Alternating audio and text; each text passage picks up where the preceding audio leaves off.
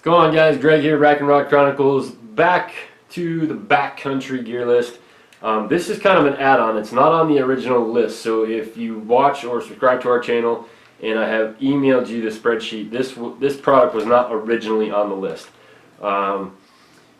This was something that came about after the list was kind of finalized, but definitely worth carrying and doesn't weigh all that much. Price is right. So we kind of wanted to throw this video in now before we get into the gear section, because a lot of people, you go into the backcountry, maybe you're not using a stove, you're using just a fire, depending on where you're at and regulations.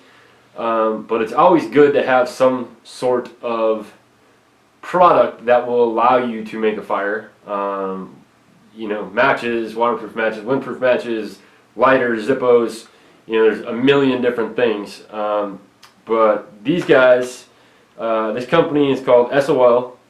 No, it doesn't stand for what you're thinking. Survive Outdoors Longer, and this is what they call their Fire Lite, and this is a fuel-free lighter.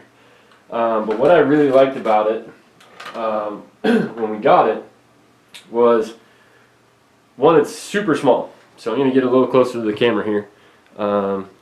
If I put it up against my hand, it barely takes up the whole palm of my hand. And it does come with a paracord lanyard.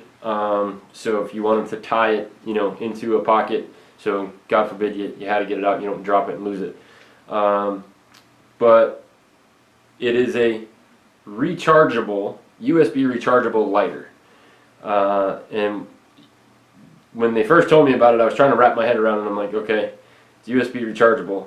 What does that do for me, and what does USB rechargeable have to do with it? And basically what it is it's an arcing lighter. So I'm going to try to get as close as I can without lighting my microphone on fire. So it actually has dual arcs, so it's basically a spark, but it's an arc, kind of like welding, so you'll be able to light whatever you may have to light pretty darn quick. And there's no smell, there's no flame, so you're not worried about getting your finger burned or anything like that. And basically when it's closed, it does have a latch right here, so you don't have to worry about it opening and lighting in your pack or anything like that. But basically all you do is pull that latch down, and then there's a little button that says push. It flips that top open, and it gets you to your lighter. But the other cool thing is the bottom end of it is actually a flashlight. And it's a pretty darn bright flashlight. So, looks like single LED in there, but it's pretty bright for being a single. So it's kind of dual purpose in that manner where, if your batteries or something died in your main flashlight and you have charged this before you left for your trip, if you're not using it, it should be fine. So it's nice to have that extra backup.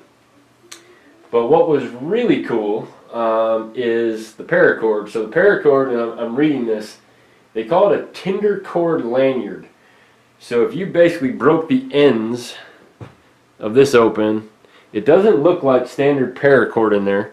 Let's see if I can get a better picture of it.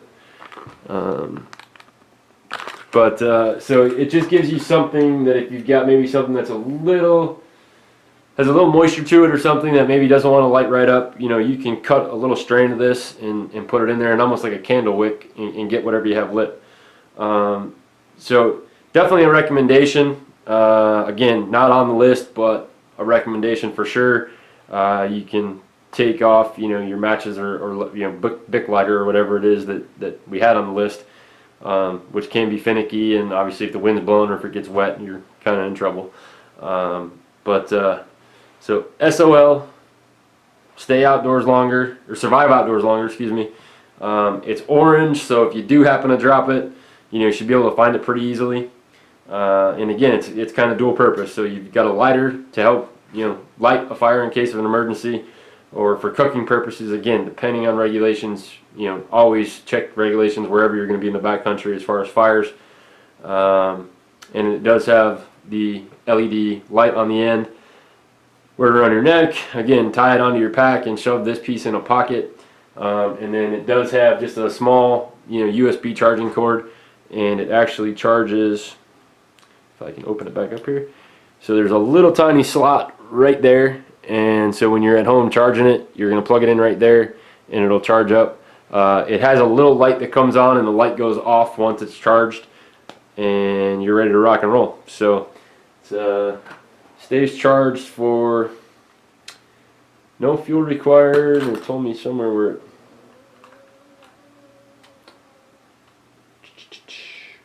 thought it said on here how long it would, a 3-hour battery life on low light setting, high, low, and strobe settings on the light. So pretty good, you know, battery life if you're not using it. Again, so charge it. It's just going to be in there in your pack, secondary type of thing, and it is a 100 lumen single LED. So again, there's my strobe feature. There's bright. So as you can see in the camera, that is pretty darn bright. But again, nice little backup to have around camp if you're not using it a whole lot. And basically how I've just had it set is the lanyard cord wrapped around it. That way the power button is right there behind it on the side, right here. So again, that lid's closed. I wrapped that around it. Now the power button's, you know, covered, so nothing can hit it and turn it on. God forbid that did open in your pack, but I mean, that's not just a little tiny flimsy clamp they got on there. It's pretty darn tight. So SOL Fire Lite, check it out.